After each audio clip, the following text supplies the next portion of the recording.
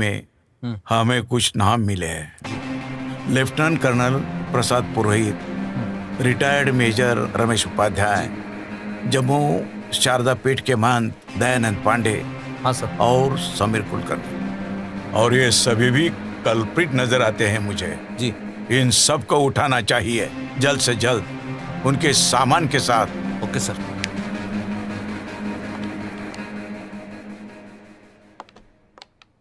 May I coming sir? अरे आओ आओ warriors, I am very much proud of you. Thank you sir. क्या लाए हो?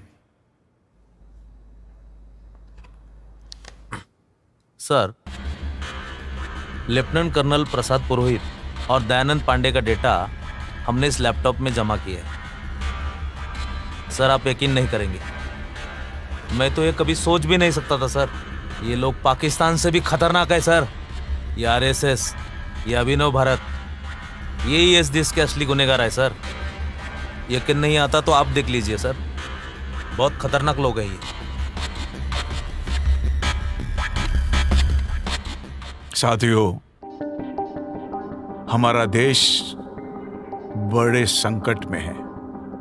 हमारे देश के सामने दुश्मन ने बहुत बड़ा संकट खड़ा किया है।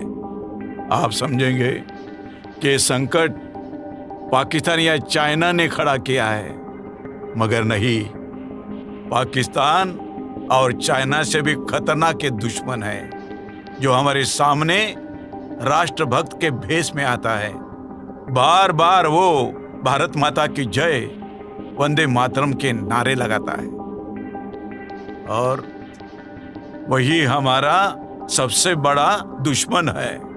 उस दुश्मन का नाम है आरएसएस, उस दुश्मन का नाम है सनातन, उस दुश्मन का नाम है अखिल भारतीय विद्यार्थी परिषद, उस दुश्मन का नाम है विश्व हिंदू परिषद। और ये सारे आरएसएस के संतान हैं।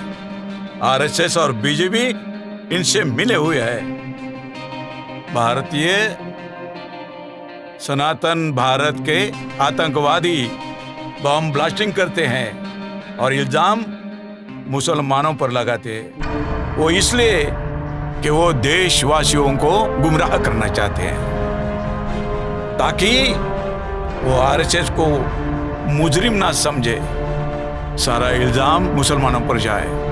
यही इनकी नीति है। और मैं आज आपके सामने इनको बेनकाब करने जा रहा हूं। आर्यव्रत ब्राह्मण राष्ट्र की जय जय। हमने आर्यव्रत ब्राह्मण राष्ट्र निर्माण महासभा यहाँ पे बुलाई है। आज हमारे इस परिषद में हमारे साथ लेफ्टिनेंट कर्नल प्रसाद पुरोहित जी हैं, सुधाकर जी चतुर्वेदी जी हैं, महामंत्री अखिल भारतीय विद्यार्थी परिषद की महामंत्री प्रज्ञा सिंह जी ठाकुर जी हैं, और हमारे अहम मार्गदाता बाबा पुरंदरे जी हैं, और हमारे संघ के कार्यकर्ता दयानंद पांडे जी हैं, और अजय राहुलकर जी हैं। अब सबको मिलके हमें आर्यवत ब्राह्मण राष्ट्र का निर्माण करना है। संघ की भी यही आम धारणा है, लेकिन संघ की चाल आस्ते कदम है। हमें जल्द से जल्द आर्यावत ब्राह्मण राष्ट्र निर्माण करके उसकी घोषणा करनी है।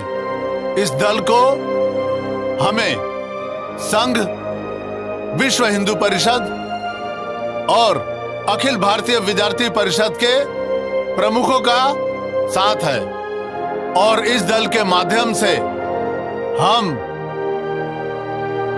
प्रमुख शहरों में हम हिंदू युवाओं को बम ब्लास्ट करने का, शस्त्र चलाने का ट्रेनिंग दे रहे हैं। इन सब के लिए आपका साथ तो है ही और आगे भी रहेगा। मैं बाबा पुरंदरे जी को विनती करता हूं, वो हमें मार्गदर्शन करें। इस देश की जनता हिंदू धर्म के नाम पर बहुत ही भावुक होते हैं, इसीलिए इस देश में अराजकता फैलाने के लिए हिंदू मुस्लिम दंगों का एजेंडा हमारे पास है ही। नतीजा ये होगा, हिंदू मुस्लिम दंगों से हमारे दुश्मनों की उनकी आबादी कम हो जाएगी। और एक बार ये सारे लोग हमारे मुट्ठी में आ गए तो हम जो करना चाहते हैं, जो खुद को हिंदू मानते हैं, जो शुद्र अति शुद्र हैं, वो आर्यव्रत हिंदू राष्ट्र में हमारे दास बनेंगे, हमारे गुलाम बन के रहेंगे। जय श्री राम। शूद्र और अतिशूद्र जो अपने आप को हिंदू कहलाते हैं, जिनको मुसलमान का खात्मा करना है, ऐसे युवाओं को हम बड़ी तादाद में अपने संगठन में शामिल करेंगे। उनको सिखाएंगे कि शस्त्र कैसे चलाते हैं, बम कैसे बनाते हैं, ताकि हमारा जो उद्देश्य है आर्यव्रत ब्राह्मण राष्ट्र निर्माण करना, उसकी जो गति है वो और जल्दी हो सके। डिफेंस के लिए जो RDX बनता है, उसका जो उपयोग है वो मैं आर्यव्रत ब्राह्मण राष्ट्र के निर्माण के लिए लगा रहा हूँ। मैं भारत राष्ट्र के लिए ही नहीं बल्कि आर्यव्रत ब्राह्मण राष्ट्र के लिए शहीद होना चाहता हूँ। जय आर्यव्रत ब्राह्मण राष्ट्र।